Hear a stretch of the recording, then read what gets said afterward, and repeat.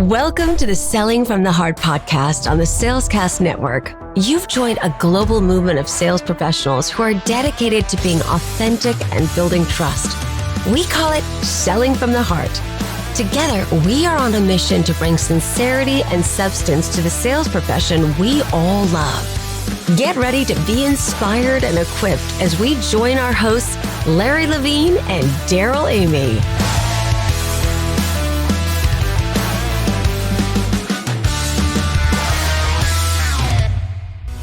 Are you ready to discover what sets the best workplaces apart?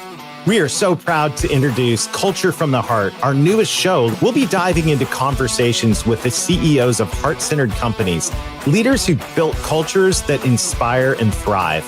And we're on a mission to find the heart-centered CEOs of America. Join us as we uncover the secrets behind award-winning workplaces and learn how these visionaries lead with purpose. And you can help. Do you work for a company with a heart-centered CEO? We would love to interview them. You can nominate them now at www.culturefromtheheart.com. And if you have a CEO that's heart-centered, nominate them today at www.culturefromtheheart.com.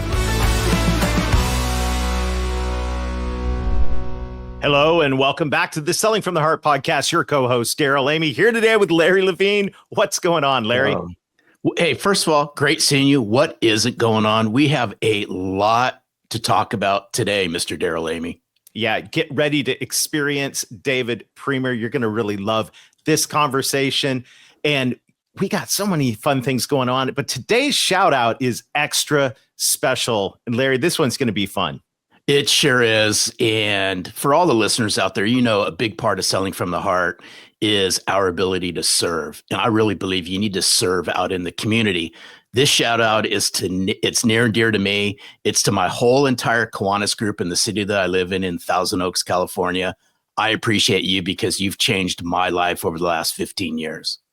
I love it. And shout out to everybody that is serving in your community as well. We're huge champions of that.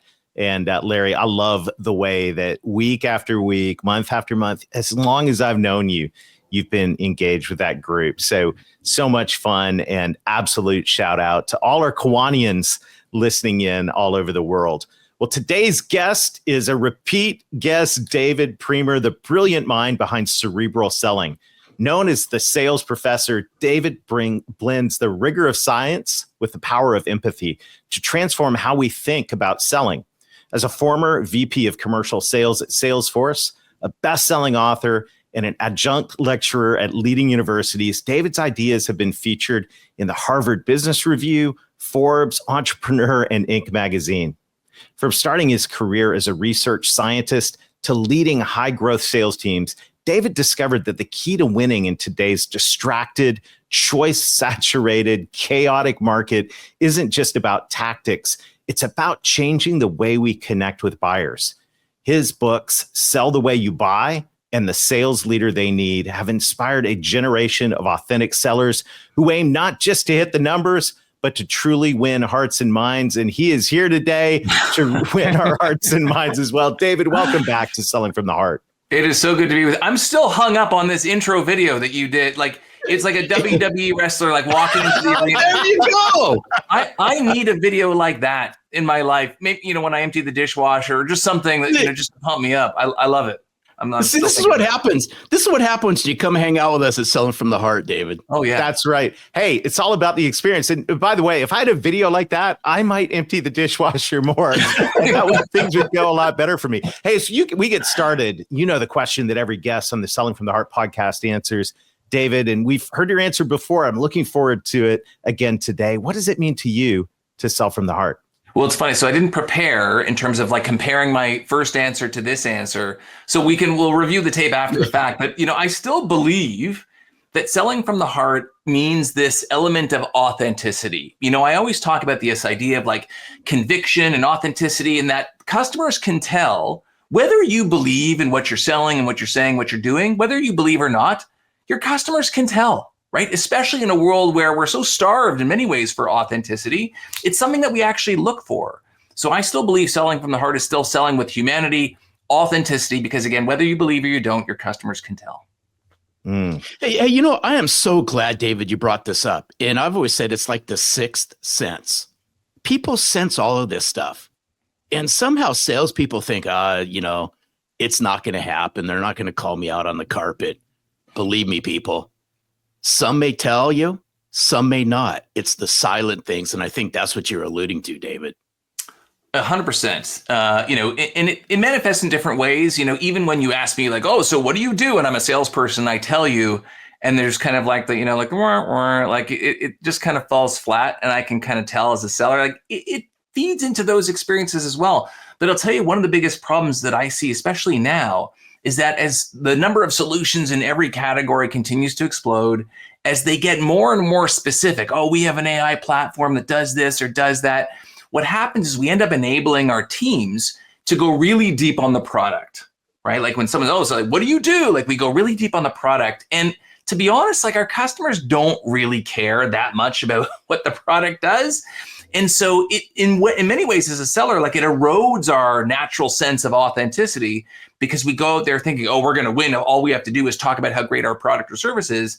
And again, our customers can tell that sometimes we as sellers are emotionally encumbered. We're like, I don't want to talk about this stupid, not that I don't love my product, for example, but like, I know if I'm going out there and I'm leading with a pitch and I'm leading with words and tones and expressions that are inconsistent with how I am in my normal everyday life.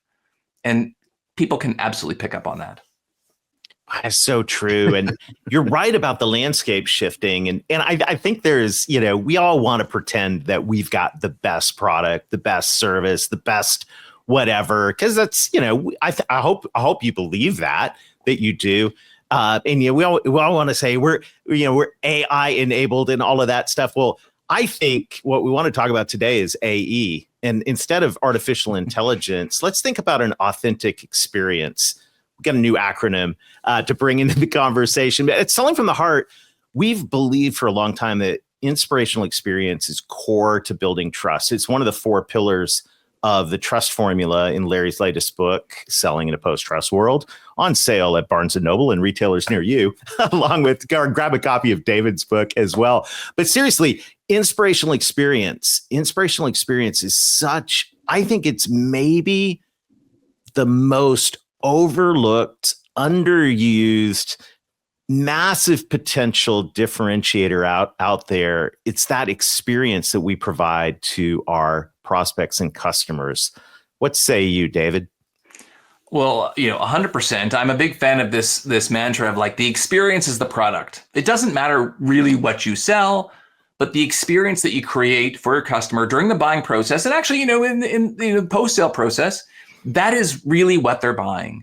And, the example I often give, and I think this leads in perfectly into Selling from the Heart, is I say to people, okay, think about if I were to go into your CRM, okay, so if you're listening to this, think about this. If I were to go into your CRM and look at all of the deals in the last year that reached the end of the line, okay? Now, deals only reach the end of the line in one of 3 outcomes. Number 1 is they bought you. Yeah, congratulations.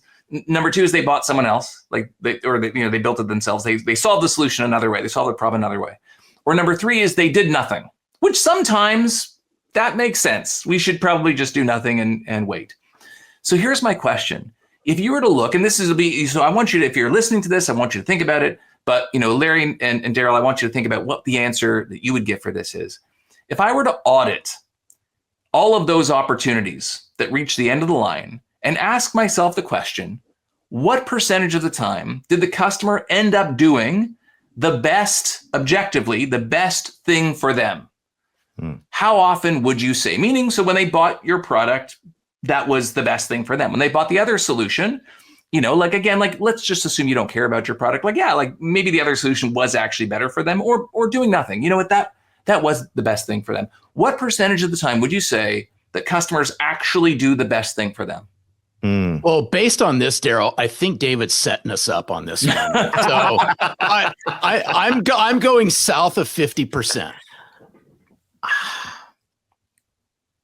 Yeah, I got to side with Larry on this. The reality is the number is probably really low. So what's the answer? What are you discovering out there? The answer is whatever you say it is, but I have asked this question hundreds of times to like thousands of people. So, and on Sell Away Buy, I talk about this. And the most common answer, if I were to give a range, would be like in the 30% range. You know, Larry's right, like less than 50%. Let's just assume it's less than 50%. Yep. Okay, so let's say, 30 to 50% range. So what that means, and by the way, it would be a similar, kind of answer if I said, if I asked you to write down everything you ate for lunch in the last, month. And then I said, I'm going to take that list and I'm going to give it to your doctor. I'm going to ask your doctor, what percentage of the time did this person eat the best thing for them, for lunch, Right. calorically, food groups. It's like the same kind of answer. Not most of the time for most of us, right? Not most of the time. So let's assume if it's less than 50%, 30, 40%, that means that most of the time, 60, 70% of the time, people are making their decisions based on something completely different than what the best solution was for me. And so the question is, what are they basing their decision on? If not, what the best decision for me would have been? And the answer is, you want to know what the answer is? I think I know where you're going, but go ahead, because I got a take on this afterwards. They're buying feelings. There you go. It's exactly what I was going to say. There you go. You see, they're doing what they feel, right? Like it's like when you eat something for lunch that maybe wasn't the best decision for you, like you don't feel bad. You feel good. But it's like when you get home at the end of a long day and you say, oh my gosh, I had a long, hard day selling stuff. You know what I deserve?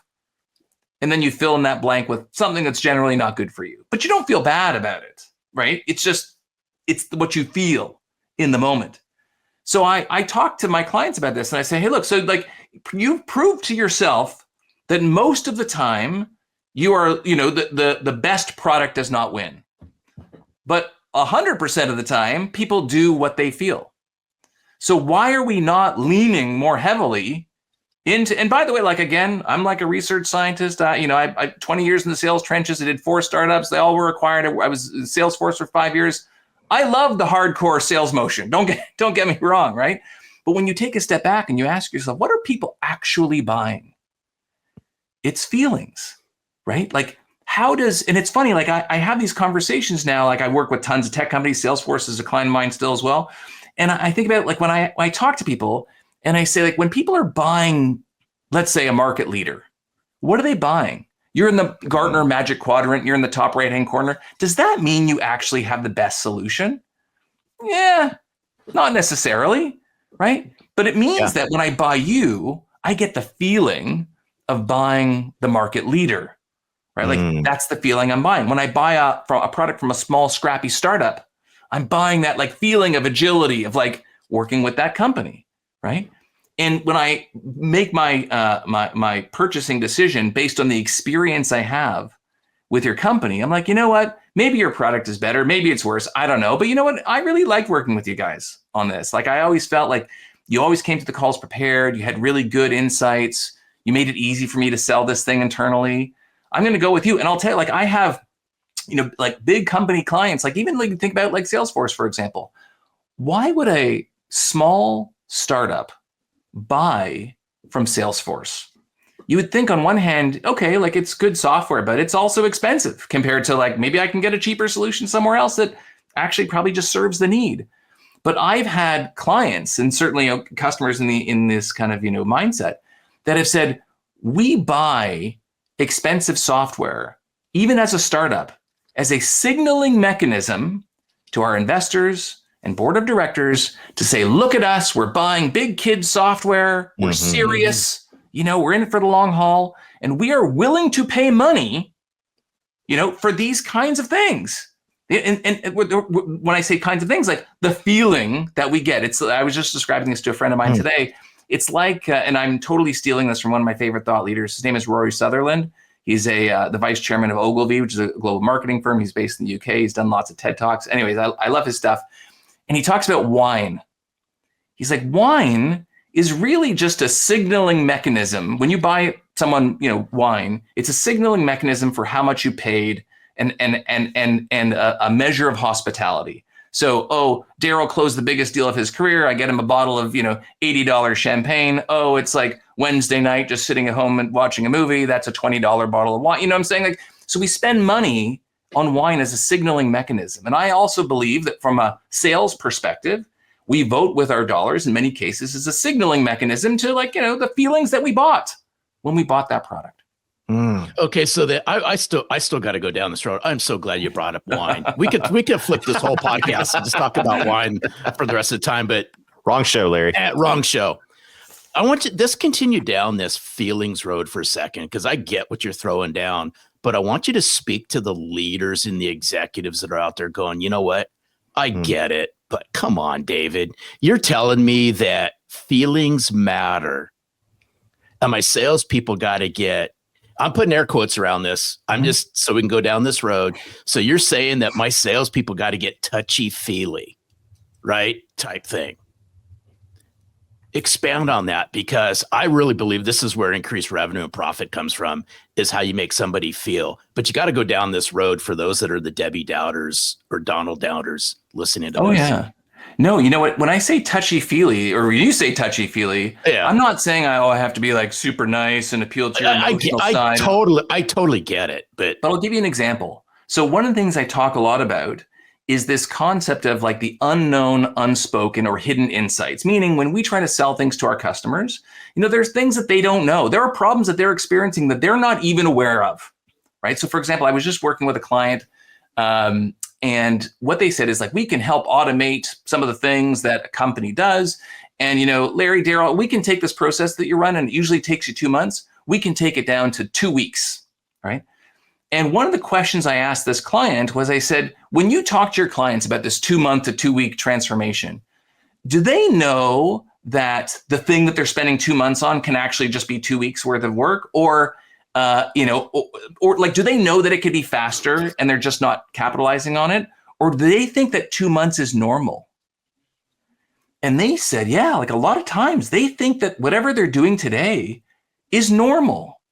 And when I come to them and I blow their mind by saying, no, like, first of all, like in the doctor-patient relationship as a salesperson, you're the doctor. You see patients all the time, right? So a patient comes into you with a problem that they think is unique. Oh, I have this rash. I've never seen it before. You've seen it a million times, right? So you can be a lot more prescriptive about how normal it is, how to make it go away, why it's there in the first place.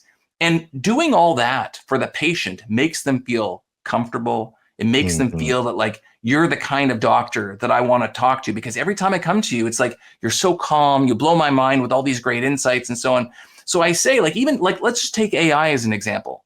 There's so many organizations that are trying to figure out, well, how do I use AI to like grow my business, right? And as a CIO, I'm being asked by my organization and the board to come up with like an AI strategy.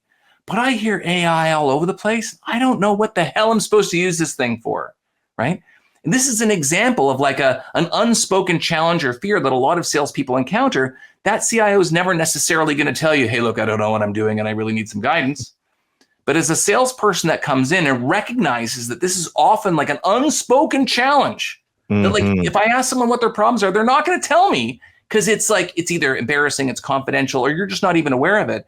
If I can come in and I can pull that challenge out of you and make you feel comfortable and confident that I'm in a really good position to help you because I see this stuff all the time, that imparts a feeling to you as the customer and makes you want to do business with me, even if my product is not the best product, right? It's because I make you seem smart, I make you seem comfortable, I add value.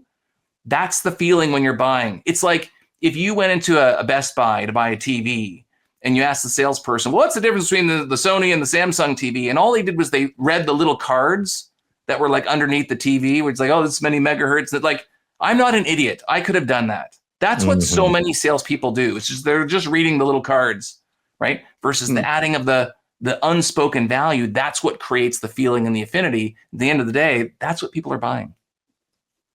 So many thoughts about this. The main thing I'm thinking as you're talking is, if you had something in a pipeline and you were a sales leader and you were going to your sales professional and saying, tell me about this deal. Why do they want to buy?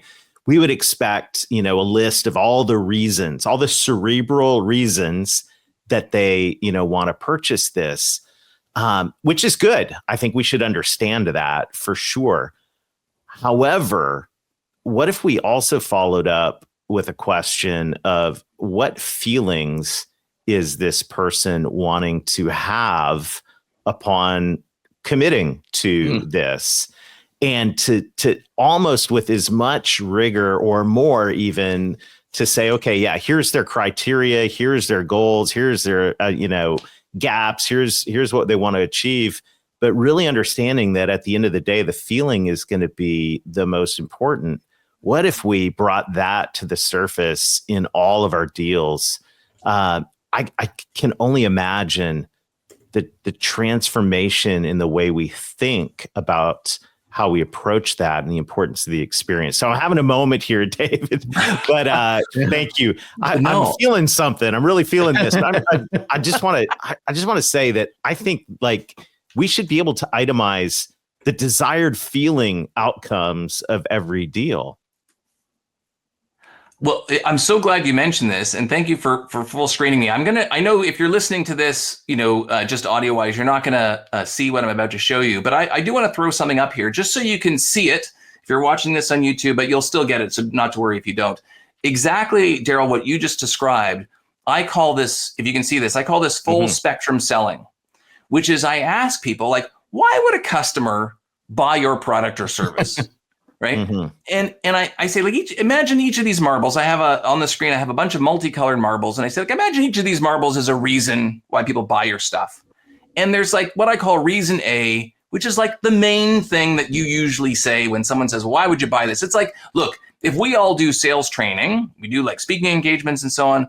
I would say, like, why would someone bring you in to do any of that? Well, like reason A would be like, look, they hope that you're going to teach them some kind of tactic or approach that will have an impact in some element of their funnel that will increase conversion and ultimately revenue down the road. Because shoot, we're paying Larry and Darrell to come in and do all this stuff. Like, why would we pay them money if we didn't think that we were going to have this impact a little bit later on down the road, right? Like that would be like the main thing that we usually say. But there could be all of these other reasons that are actually quite valid and more important than the main thing we usually say. So for example, if I want to hire Larry and Darrell to come and speak at my sales kickoff, I see this all the time, right? And I have, my clients will say the same thing to me. They'll say, hey, guys, we're trying to figure out, do we just have an internal speaker? Do we have our CRO get up and talk about, the future of whatever? They're really smart. They know stuff, like they can share some insights about how to be better at selling. But you know what? We like the message that bringing someone in from the outside sends. It's like the Rory Sutherland bottle of wine. It's like the fact that we spent money to bring in Larry and Darrell from the outside to help you and to speak at our sales kickoff is a signaling mechanism that we believe that investing in you is important. And if we don't invest in you, you will leave and go to a different company where you feel more invested in. And so it doesn't mean that we bring in Larry and Darrell to do the session that they don't fulfill reason A. Yeah, there'll be tactics that we'll learn that will improve our conversion rate. But there's another reason, another feeling that we're buying when we bring them in to do this event, which in some cases could be more important than the main thing. So I actually asked, I'm so glad you asked that, Darrell, because I actually asked my clients explicitly, what feeling are your customers buying when they buy you? It's like no one ever got fired for buying IBM. Like, what does that even mean? It doesn't mean that IBM has the best solutions. It just means that I value preserving my job. And if I buy IBM, if I buy Salesforce, if I buy Oracle, Workday, Microsoft, DocuSign, whatever have you, no one's going to question why I did that because they're the market leader. And when I buy them, that's what I'm buying, that feeling of safety and security, right? So I ask people to get in touch with what feelings they're buying. Oh, this is so good. I'm sitting here listening to all of this, and this is the word that's just dancing through my head. And it's kind of it's the feeling word. It's inspiration, and really what you're unpacking is how they feel in turn, so you can inspire these people in a very positive way to take action. Agree? 100%. Well, It's funny. Like one of the things I talk about when we talk about conveying the value of what we do. Oftentimes, the people that we're talking to in our customer organizations, they're not the final decision maker, right? Like there's a committee, there's more, senior people. And so like when we explain what we do, they have to go into their own organization and with passion and conviction, share what it is we do. They're our ambassador, they're our coach, they're our champion on the inside. And if all we've armed them with is like functional, technical product knowledge, then that's very fleeting. Number two, like they're not really going to be able to talk about that in most cases with the passion and conviction they need to convince someone else inside their organization this is something they can do.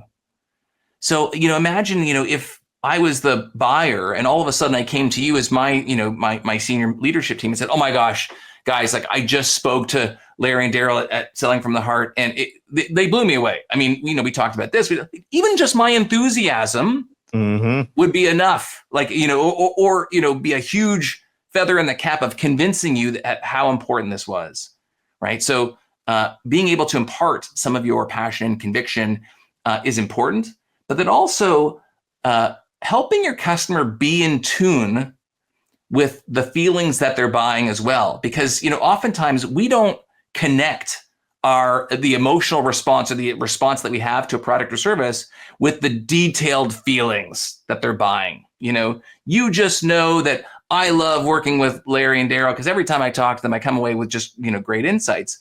But you won't go to the level of depth to say, you know what, I'm secretly afraid of seeming like I don't know what I'm talking about in front of my leadership team because I've only been in this role for 1 year and I need to make sure that, I continue to impress them. And I love that, if I bring in Larry and Darrell, they're going to make me look good and they're going to substantiate no one thinks that explicitly, but you feel it. Mm. And so in the equation of buyer and seller, one of those people has to be more in tune with, with the feeling that they're trying to impart. And that's got to be the seller. Mm. Mm. So as we wrap this up, this whole time I've been thinking, how does a cerebral seller come to the conclusion that feelings matter? Like this is such a, like to begin as the cerebral seller and then to go feelings matter. This is amazing. But how did this transformation happen? Well, isn't cerebral not feelings? Like, it's everything that, goes on in our mind. No, what, like the origin story is, like I said, I was a research scientist at the turn of the dot-com boom. So this is like, it's like 25 years ago, right? And I ended up getting into sales then, and I joined a startup because that was the cool thing. I didn't want to stay as a research scientist, decided to join a startup. And I fell in love with sales because there was all this like nuance of like, when I explain it to people like this, they get it. But when I say it like that, they don't get it. So there was all this kind of almost like an engineering problem, all these patterns that were emerging. And so, I spent my time, like I said, across these 4 high growth tech companies. They all ended up being acquired. And my third one ended up getting acquired by Salesforce. So that's how I came over with the ship. I was there for 5 years. I used to run small business sales for the Eastern US at Salesforce. And I realized, like, in a big sales machine like Salesforce, a lot of people, they do things in their sales motion because it's what they were taught. But I'm also now sitting there and people are prospecting into me. Like, I've been a VP of sales 4 times. People are prospecting into me all the time. And I'm like, I'm not having any of these tactics. So like, why would I think that these same tactics that people are using on me are what I should tell my team to do, right? So the stuff, I wasn't selling the way I buy. So I started to like get even deeper and say, okay, hold on a second. If selling the way you buy is important and none of this stuff is working on me, well, then what would have to be the case for any of these tactics to work on me? And so I kind of had this like, religious experience saying, you know what, like we need to go back to the science of like how people actually make purchasing decisions, because the science will not lead us astray no matter what buying environment we tend to find ourselves in or what the cool, tech of the moment is. And so that's where it came. So I just became really curious and applied like that, the scientific principles to like figuring out, okay, well, how do people actually make purchasing decisions? And then created a whole, books, practice curriculum around these kinds of things. So good. I love it. Hey, Darrell, you know what? I'm feeling we're onto the right track with Selling from the Heart based on this conversation. I agree. I feel you. I feel confident we're leaving our guests with a really, really great episode here. And I also feel confident, David, that our guests are thinking to themselves right now in this moment, how do I get more David Priemer in my life? Oh my goodness. Well, I would be grateful to be invited into people's lives. No, so I have tons of content. Cerebralselling.com is my website. So I have tons of free stuff, articles, videos, YouTube channel, but everything is at cerebralselling.com. You can find my books there as well. And my books are available on Amazon, Sell the Way You Buy, and The Sales Leader They Need. But yeah, everything's on the website. Well, we'll get all those links in the show notes for everybody's convenience. And you're going to feel terrific when you click the order button for David's books. And I'll tell you what, I feel terrific right now. I'm really, really thankful for the time we got to spend together, David. I love the Cerebral Seller is also selling from the heart. This is a really beautiful thing. And I want to let you know we're cheering you on. Thank you so much for sharing your time and your heart with us today. Incredible. Oh, my pleasure. Look, we're soldiers in the same army here. We want the same thing. We're fighting for the same cause. So I appreciate you as well and all the good that you put out into the sales. I love it. You're I awesome. love it. Thanks. Thank you, David.